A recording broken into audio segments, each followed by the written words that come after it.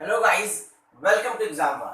दोस्तों, आज की क्लास में हम लोग कुछ most important idioms and phrases discuss करेंगे।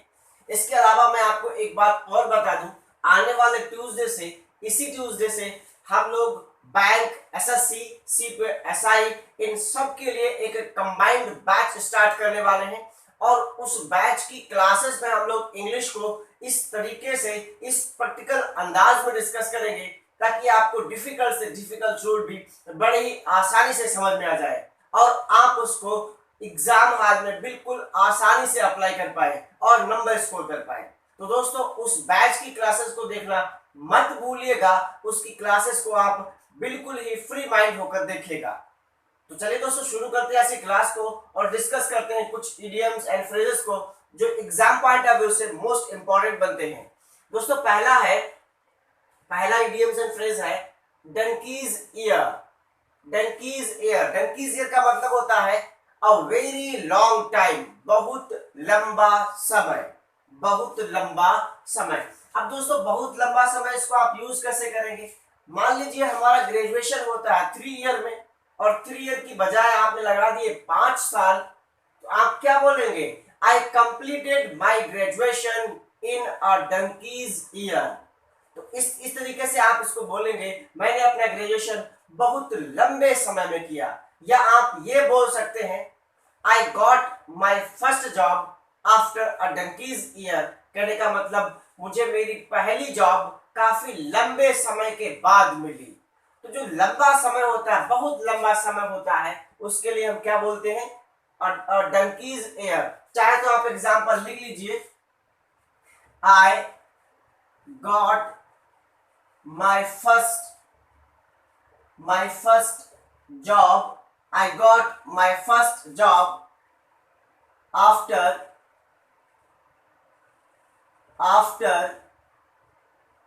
a donkey's after donkey's year,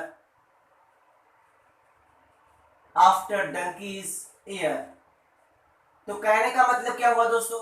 कहने का मतलब हुआ मुझे मेरी पहली job, I got my first job after donkeys year, मुझे मेरी पहली जॉब बहुत लंबे समय के बाद मिली। मींस बहुत लंबे समय तक मैं ट्राई किया, तब मुझे पहली जॉब मिली। तो इसका मतलब ये हुआ दोस्तों, after a very long time. कहने का मतलब डंकीज ईयर का मतलब क्या हुआ? A very long time. दोस्तों, उम्मीद करता हूं ये बात आपको समझ में आ गई होगी, बहुत लंबा समय। अब दोस्तों, दूसरा क्या है? दूसरा इडियम है कैच 22। कैच 22 इसका मतलब होता है a situation in which it is impossible to succeed because of conflicting rules or conditions। Means एक ऐसी सिचुएशन जिसमें दो रूल आपस में ही एक दूसरे को कॉन्ट्राडिक्ट करते हैं। कहने का मतलब कुछ ऐसे रूल बने हैं जो एक दूसरे को अपोज करते हैं और ऐसी कंडीशन में सक्सेस पाना बहुत ही मुश्किल हो जाता है। तो उसको हम बोलते हैं कैच 22। अच्छा, इसको एक एग्जांपल के थ्रू समझते हैं हम लोग, एक स्टोरी के थ्रू समझते हैं। दोस्तों, मान लीजिए एक लड़का है, एक मैन है, एक आदमी है, एक स्टूडेंट है, कोई भी है। ये एक डिग्री करके अभी अभी निकला है और ये है ग्रीन हॉर्न। क्या दोस्तों? ये है ग्रीन हॉर्न। ग्रीन हॉर्न का मतलब होता है दोस्तों इनएक्सपीरियंस्ड। क्या दोस्तों होता है मतलब? ग्रीन हॉर्न का मतलब होता है इनएक्सपीरियंस्ड। इस मैन के पास, इस आदमी के पास अभी कोई एक्सपीरियंस नहीं है और अभी अभी इसने एक डिग्री ली है, चाहे बीटेक मान लेते हैं, बीटेक, एमबीए या एमसीए, कोई भी डिग्री है किसके पास, इसने अभी भी की है और ग्रीन हॉर्न, इसको भी एक्सपीरियंस नहीं है। और अब ये बढ़िया सा अपना रिज्यूमे बनाता है और पहुंच जाता है कंपनीज में। अब कंपनीज क्या कहती हैं दोस्तों? कंपनीज ये कहती है कि मुझे एक एक्सपीरियंस्ड कैंडिडेट ही चाहिए और इसके पास एक्सपीरियंस है नहीं, तो क्या इसको जॉब मिलेगी? कंपनी तो कहती है एक्सपीरियंस चाहिए, एक्सपीरियंस कैंडिडेट चाहिए और इसके पास एक्सपीरियंस है नहीं। तो इसके लिए सिचुएशन कैच 22 जैसी हुई। क्यों? क्योंकि इसको एक्सपीरियंस है नहीं और कंपनी बिना एक्सपीरियंस वाले कैंडिडेट को लेगी नहीं, और इसको तब तक एक्सपीरियंस नहीं मिलेगा जब तक इसको कोई जॉब नहीं मिलती है या कोई कंपनी इसको जॉब नहीं देती है। तो इसके लिए ये सिचुएशन कैच 22 हुई। क्यों हुई? क्योंकि जब तक इसको जॉब नहीं मिलेगी तब तक इसको एक्सपीरियंस नहीं मिलेगा, और जब तक इसको एक्सपीरियंस नहीं मिलेगा तब तक इसको जॉब नहीं मिलेगी। तो एक ऐसी सिचुएशन जिसमें दो रूल आपस में कॉन्ट्राडिक्ट करते हो, कॉन्फ्लिक्टिंग सिचुएशन में हो, तो उसको हम बोलते हैं कैच 22। उम्मीद करता हूं ये बात भी आपको समझ में आ गई होगी। कैच 22 क्या है? एक ऐसी सिचुएशन जिसमें सक्सेस पाना बड़ा डिफिकल्ट हो जाए। क्यों डिफिकल्ट हो जाए? क्योंकि उस सिचुएशन में कुछ ऐसे रूल्स होते हैं जो एक रूल दूसरे के अपोजिट में होता है, तो इसको हम बोलते हैं कैच 22। अब दोस्तों तीसरा है डॉज्ड अ बुलेट। डॉज्ड अ बुलेट कहने का मतलब क्या हुआ दोस्तों? डॉज्ड अ बुलेट का मतलब हुआ अ नैरो एस्केप। क्या मतलब हुआ दोस्तों? अ नैरो एस्केप मतलब barely escaped from a dangerous situation, means बहुत ही मुश्किल से एक डेंजरस सिचुएशन से बचना। तो इसका मतलब वो डॉज्ड अ बुलेट। आपने कई बार न्यूज़पेपर से पढ़ा होगा, सुना भी होगा कि एक एक्सीडेंट हुआ और एक्सीडेंट में कई लोग मारे गए बट एक व्यक्ति बच गया। तो वो एक व्यक्ति क्या है? उसके लिए हम बोलेंगे डॉज्ड अ बुलेट, नैरो एस्केप, बाल बच गए। एक एग्जांपल और लेते हैं, एक स्टोरी जो हमने सिर्फ लर्न करने के लिए फ्रेम की है, उसका रियलिटी से कोई भी कनेक्शन नहीं है। क्या दोस्तों?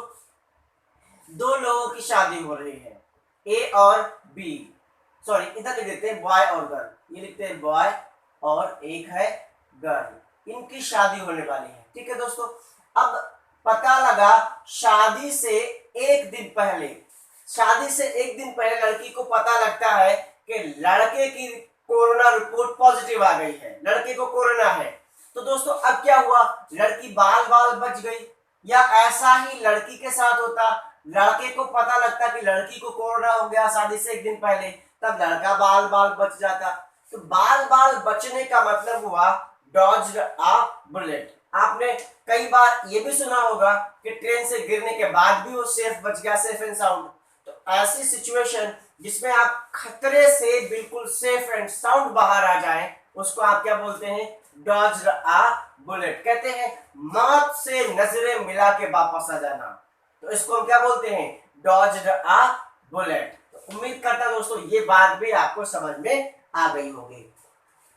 दोस्तों इसके बाद में अगला क्या है? अगला है the crux of the matter. कहने का मतलब जो प्रॉब्लम का मेन पोर्शन होता है उसको हम बोलते हैं crux of the matter. The most essential और main part of the problem, means problem का मेन पोर्शन, मेन पार्ट, उसको हम क्या बोलते हैं? The crux of the matter. जैसे इस टाइम पे पूरा वर्ल्ड कोरोना संकट से जूझ रहा है। हालांकि पूरे वर्ल्ड में अपने अलग अलग कंट्रीज की और भी प्रॉब्लम्स है, इंडिया की भी और इसके अलावा और प्रॉब्लम्स हैं।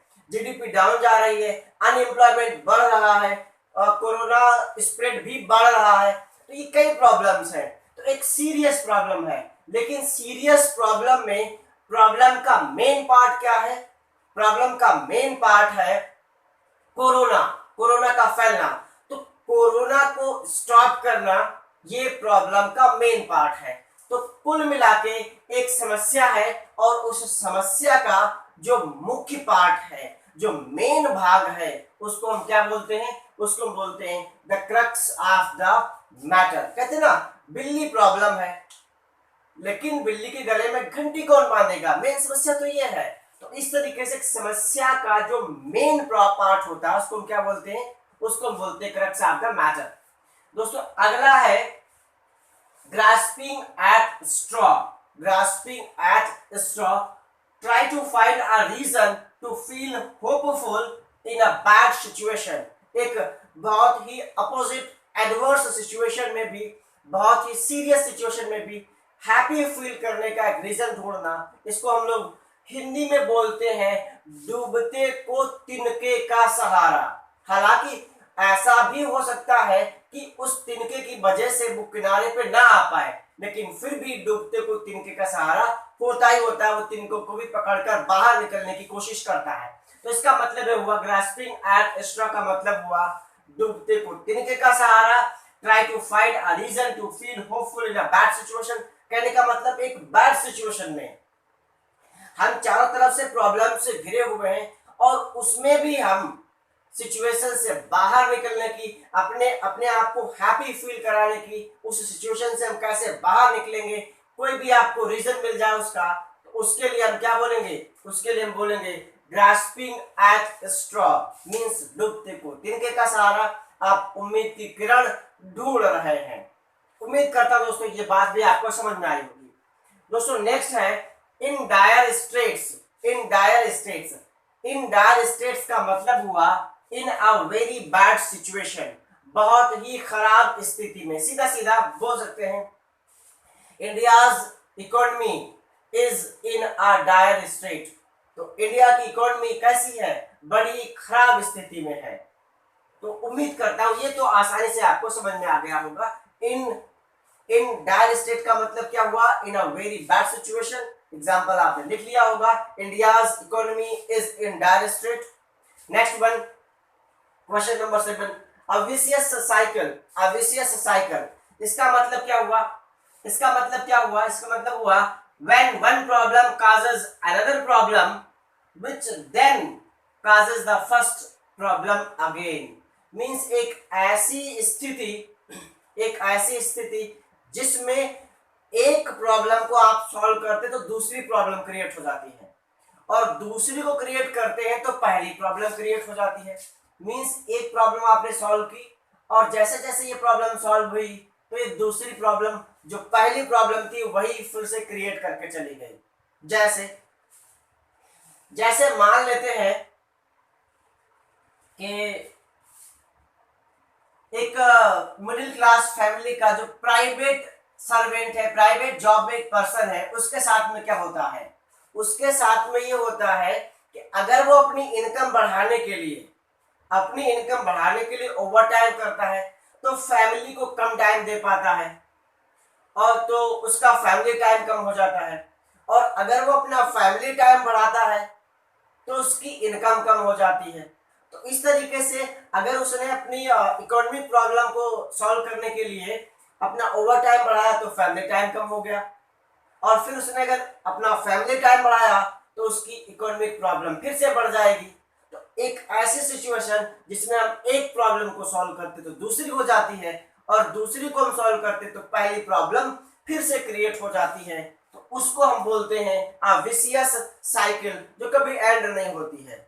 तो उम्मीद करता हूं दोस्तों ये 7 idioms and phrases, 7 idioms and phrases आपको अच्छे से समझ में आए होंगे।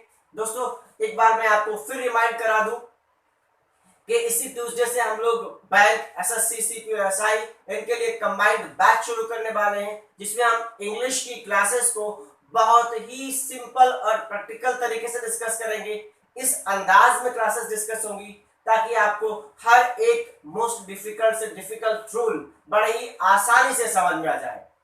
तो दोस्तों ये क्लास अगर आपको अच्छी लगी हो तो उसको लाइक करिएगा, मैक्सिमम शेयर करिएगा। साथ ही साथ अगर आप हमारे चैनल पर नए आए हैं तो चैनल को सब्सक्राइब कर बेल आइकन बटन को भी जरूर दबाएं ताकि आपको लेटेस्ट अपडेट मिलता रहे। थैंक यू, जय हिंद।